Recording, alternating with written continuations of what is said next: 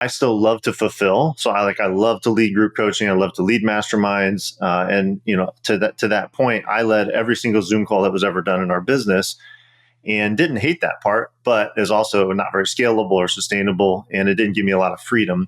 And so the other thing I wanted to do was kind of reimagine our fulfillment in a process of like, who could come in and help me fulfill. For those listening, if you're tracking, Dustin had this 10-figure leap in his business. So in 2022, you did 50K. In 2023, you did 500K. And then you were on $1 million run rate by the beginning of 2024. Yes. And what's interesting about taking a really big goal, so not from the sake of being delusional, but like, okay, now we hit $1 million, now it's about 10. Like the spirit of this exercise is not about just how do we rush to the next achievement, but it created a forcing function, I think, in your brain to organize and distill if you were only able to take the actions that would lead to massive impact, massive leverage, what I would call outsized results. Doing less or fewer things, but better, like choosing the things where you can work in your unique ability, which is another thing we worked really on defining in the first year of working together.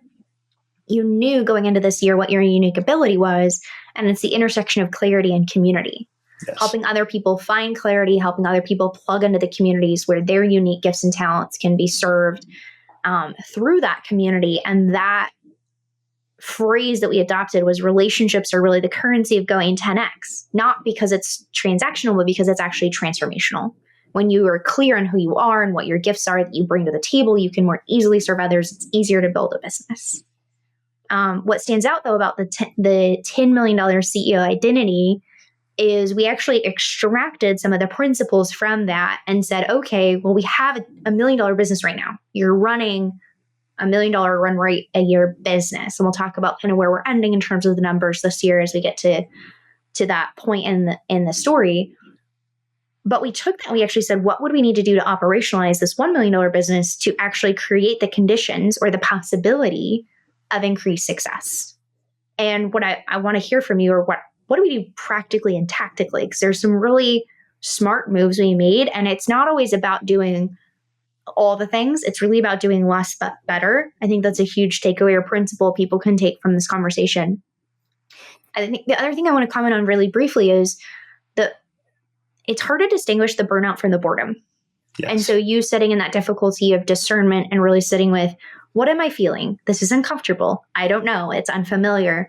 Boredom is actually rich fodder for creativity. But as entrepreneurs, as high-level creatives who want to express ourselves through our business, the reason why it's important to do identity work is because we are not our business. Our business is something separate. It's a different energetic entity from who we are. And if we make ourselves the business, then if the business succeeds or fails, it's about us.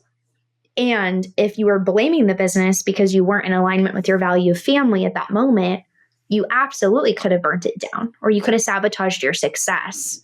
And your ability to sit with the EQ portion, raising your EQ and emotional intelligence around how do I have this relationship with my business as it's grown and blown up and become this sort of behemoth that now I don't know how to tame. How do I stay as the leader? And so I want to get into like the practical in Q2, like what do we start doing practically and tactically? But the last thing I'll say about that the $10 million leap forward is you learned not to resent your business, but to look for more opportunity in the business. And it wasn't about burning it down and starting over so you could have that creative fulfillment. But what's been really interesting as a theme this year is actually doubling down on the essence of what makes you, you. And so every progressive step we've taken forward, every time we do this exponential thought exercise, this year we've always come back to how do we just double down on that value we're already giving, enhance the current experience, and ultimately make that more welcoming and bigger and reach more people, which is a really interesting application of essentialism to the whole process this year. Yep. So what ended up happening in Q2 from a practical, tactical standpoint of what did you do now that you've had this material success, the business has increased, you've also realized it's unsustainable. What did we start doing?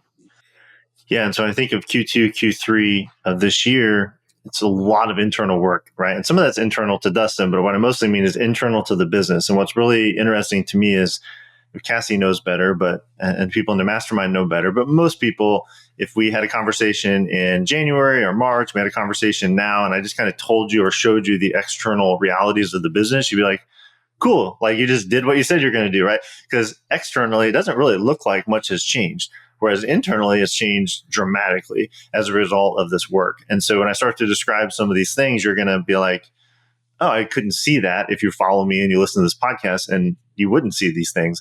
But some of the practical things we did heading into April, we created a circle community for our company. So basically all of our client interface now has a platform, a community. It's all community based.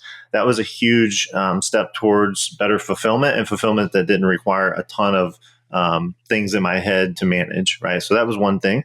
The other huge thing, Cassie referred someone to me named Natalie, and Natalie became my fractional COO for 3 months. So you think of April, May, June, she came in and she did some very actionable, practical sort of things, right? Like we tracked my time and things that I knew better and things I had tried many times in the past and just could not like make happen.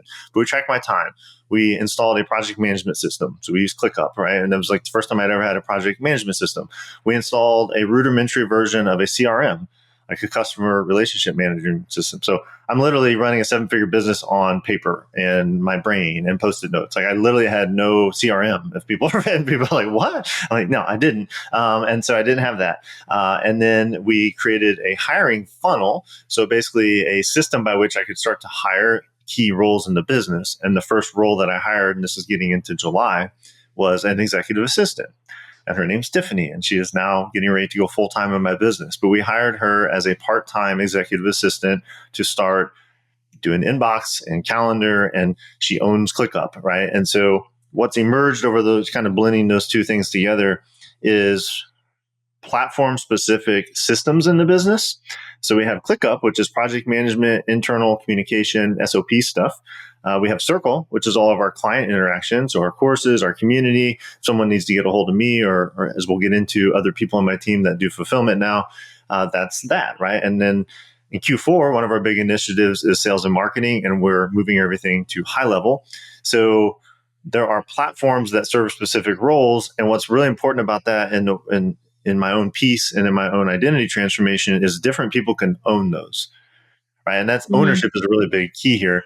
It's not just that Dustin has 3 different tools to do the things Dustin does, but now Tiffany owns ClickUp, and Tiffany in a large part owns our Circle experience. And we were working towards an agency partner and eventually an internal resource to own our high level, which is our sales and marketing platform. So that's a lot, right? But those are all internal systems. With those come things like some SOPs and some delegation and some ownership of things like inbox management, calendar management. We also centralized, I had 10 different email addresses. I had Outlook calendars and a Gmail account. I had everything all over the place. We got everything centralized in a Google account to where there's one source of truth, and that makes it manageable. And so all of that sort of happened over the summer months, or spring and summer, April through July. A key event in there that was another great forcing function was June, mid-June, the last 2 weeks of June. My wife and I went to Italy, our first overseas trip ever. 2 weeks, no work and no laptop.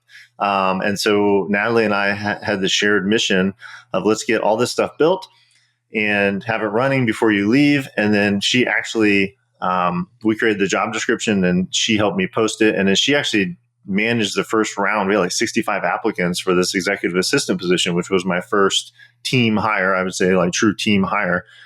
And she actually did the first rounds of interviews. So when I came back from Italy, I had a project management system running, a CRM running, and I had 3 top candidates sitting there waiting for me to do on my calendar already, waiting for me to interview to take over this executive assistant position that happened in July.